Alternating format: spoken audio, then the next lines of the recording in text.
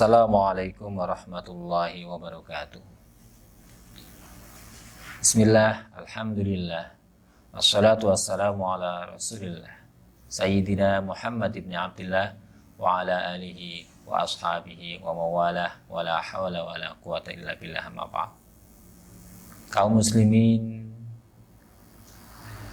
rahimakumullah,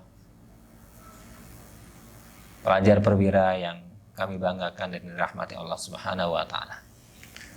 Alhamdulillahirabbil alamin.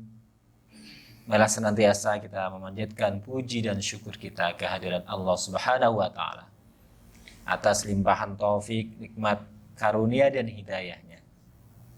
Sehingga sampai saat ini, sampai detik ini, kita masih diperkenankan oleh Allah Subhanahu wa taala untuk bertasbih di bulan Ramadan ini dengan nafas kita. Salawat serta salam semoga tetap tercurahkan, terlimpahkan pada junjungan kita Nabi Agung Muhammad SAW. Tercurah pula kepada para keluarga, sahabat, dan semoga saja kita termasuk umatnya yang mendapatkan syafaatul uzma di yaumil qiyamah nanti. Amin Allahumma. Kaum muslimin, pelajar perwira yang dirahmati oleh Allah Subhanahu wa taala.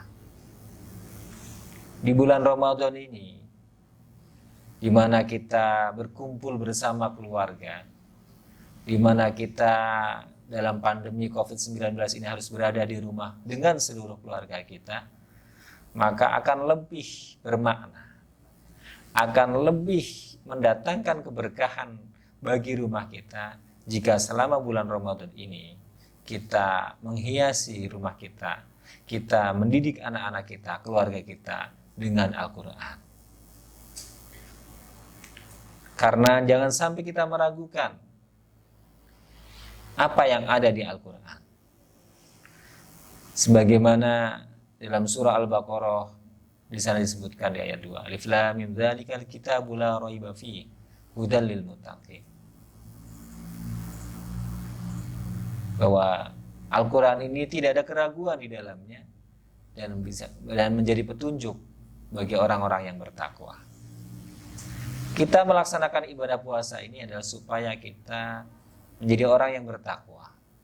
Dan cara menjadi orang yang bertakwa tidak lain dan tidak bukan adalah sesuai dengan petunjuk Al-Quran. Karena Al-Quran fungsinya adalah hudal lil muttaqin, sebagai petunjuk bagi orang-orang yang bertakwa. Lalu bagaimana caranya apabila kita ingin membawa keluarga kita, anak-anak kita, saudara-saudara kita yang serumah dengan kita menjadi orang-orang yang bertakwa? Maka apabila dikembalikan kepada surah Al-Baqarah ayat 2 tadi, maka tidak lain dan bukan bahwa kita harus berpegang teguh kepada Al-Quran. Bagaimana caranya? Yang pertama adalah Al-Quran itu adalah berfungsi sebagai bacaan. Maka harus dibudayakan kepada keluarga kita untuk selalu membaca Al-Quran. Caranya bagaimana? Mari kita didik anak-anak kita dengan Al-Quran. Ada sebuah hadis yang mengatakan bahwa khairukum man ta'allama al-Qur'ana wa 'allamah. Sebaik-baik kalian adalah orang yang belajar Al-Quran dan mengajarkannya. Jadi bagi orang tua yang sekarang berada di rumah bersama anak-anak di bulan Ramadan ini, di dalam kondisi saat ini, maka apabila kita ingin menjadi derajat yang terbaik di sisi Allah, selain karena ketakwaan kita berpuasa, tapi juga kita termasuk yang dicatat dalam hadis tadi, khairukum man ta'allama al-Qur'ana wa 'allamah, yaitu orang-orang yang mempelajari Al-Quran dan mengajarkannya.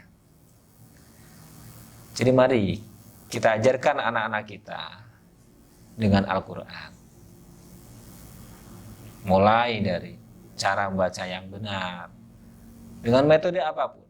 Di mana metode saat ini banyak sekali, ada Iqra, ada Qiraati, ada Tilawati, ada Nahdiyah dan seterusnya, ada Yambu'a dan seterusnya. Sehingga apabila kita melakukan hal tersebut, maka usaha kita, upaya kita untuk menciptakan keluarga kita menjadi keluarga yang Qur'ani berawal dari apabila anak-anak kita, keluarga kita bisa membaca Al-Quran.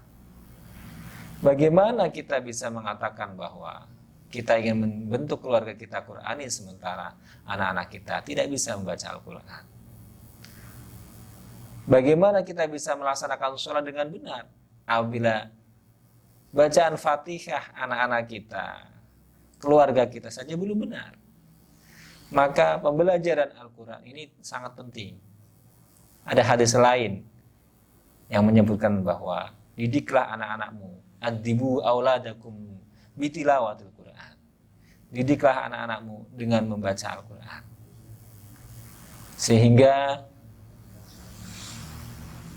mempelajari Al-Quran, memberikan pelajaran Al-Quran kepada anak-anak kita menjadi sangatlah penting. Jangan sampai kita meremehkan.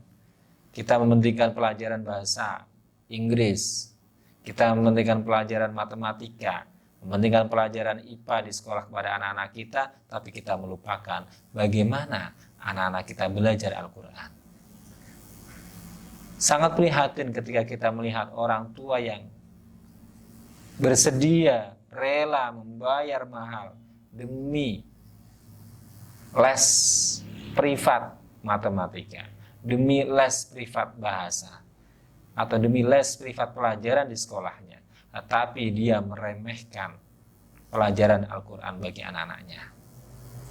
Bahkan mendorong anaknya untuk mengaji di TPQ atau madrasah diniyah atau di pondok pesantren pun tidak. Bagaimana bisa kita menciptakan generasi yang Qurani? Bagaimana kita bisa menciptakan keluarga kita menjadi keluarga yang Qurani jika mendorong anak-anak kita, mendorong keluarga kita untuk belajar Al-Quran saja tidak?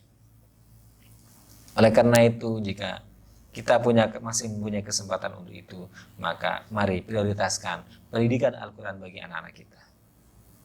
Kemudian selanjutnya bagaimana? Jika anak-anak kita sudah mampu untuk membaca Al-Quran, maka jangan pernah kita surut, jangan pernah kita berputus asa, jangan kita pernah berhenti untuk menyuruh anak-anak kita selalu mendawamkan Al-Quran, untuk selalu tadarus Al-Quran, atau syukur sampai kita mendorong anak-anak kita menjadi hafidh-hafidhah, menjadi anak-anak yang hafal Al-Quran. Karena jika orang tua mendorong anaknya untuk dia itu menjadi ahlul Quran, orang yang ahli Al-Quran, apakah itu dia bisa membaca dengan baik, hafal dengan baik, istiqomah tadarus Al-Quran, atau istiqomah menghafalkan Al-Quran, baru bisa hafal dan memahami isinya, maka dia akan menjadi keluarga Allah. Dan orang tua yang mendorong anaknya bisa menguasai Al-Quran, maka di akhirat kelak dia akan diberi mahkota kemuliaan dan jubah kemuliaan. Karena apa? Karena orang tua yang telah mendorong anaknya untuk mahir atau untuk menguasai Al-Quran. Jadilah keutamaan apabila kita mendorong anak-anak kita menciptakan keluarga kita menjadi keluarga yang Qur'ani. Kemudian tidak cukup dengan itu, bahwa Al-Quran bukan hanya sekedar bacaan, tapi Al-Quran sebagai hudan, sebagai petunjuk. Wa bayyinatin minal huda juga sebagai keterangan dari petunjuk itu, dan juga sebagai furqan, sebagai pembeda antara yang hak dan yang batil, antara yang halal dengan yang haram. Oleh karena itu, supaya kita menjadi keluarga yang soleh, keluarga yang betul-betul mengerti dan bisa menciptakan keluarga yang bertakwa, maka tidak lain dan tidak bukan, setelah kita bisa membaca Al-Quran atau mungkin hafal Al-Quran, maka jangan berhenti sampai di situ, jangan puas sampai di situ, maka kita teruskan dengan memahami isi Al-Quran. Bagaimana caranya? Ya dengan kita mengikuti pengajian-pengajian yang diisi oleh para ulama, para kiai yang menerangkan dari isi Al-Quran, baik dari sisi bacaannya, ilmu tajwidnya, baik ilmu tilawahnya, baik sisi ahkamnya atau hukum-hukum yang ada dalam Al-Quran, atau sisi kesejarahan yang ada dalam Al-Quran, akidah, ajaran yang ada dalam Al-Quran, dan yang lain. Karena Al-Quran ini adalah kitab yang sempurna sebagai petunjuk bagi kita. Hanya saja karena kita memang mempunyai keterbatasan untuk memahaminya, maka kita membutuhkan para ahli atau para mufassir yang bisa menafsirkan maksud dari ayat Al-Quran itu, sehingga kita tidak terjerumus kepada tekstualitas atau hanya memahami teks terjemahan, karena terjemahan bukan maksud inti dari yang dimaksudkan di dalam ayat Al-Quran. Oleh karena itu, teruslah kita memahami Al-Quran dari para ahlinya yang sesuai dengan yang ilmunya sesuai dengan yang disandarkan kepada Rasulullah SAW, karena sanadnya sampai kepada Rasulullah, sehingga kita tidak akan tersesat dalam memahami Al-Quran dan tidak terjerumus ke dalam tekstualitas memahami Al-Quran, tapi akan lebih paham baik teks maupun konteksnya karena bersumber dari ahlinya. Demikian, semoga ikhtiar kita di bulan Ramadan ini untuk memahami Al-Quran menjadikan kita betul-betul menjadi keluarga yang Qurani, sehingga kita mendapatkan petunjuk dari Allah Subhanahu wa taala. Demikian kurang lebihnya, wa maaf. Akhiri wallahu muwaffiq ila aqwamit thoriq. Wassalamualaikum warahmatullahi wabarakatuh.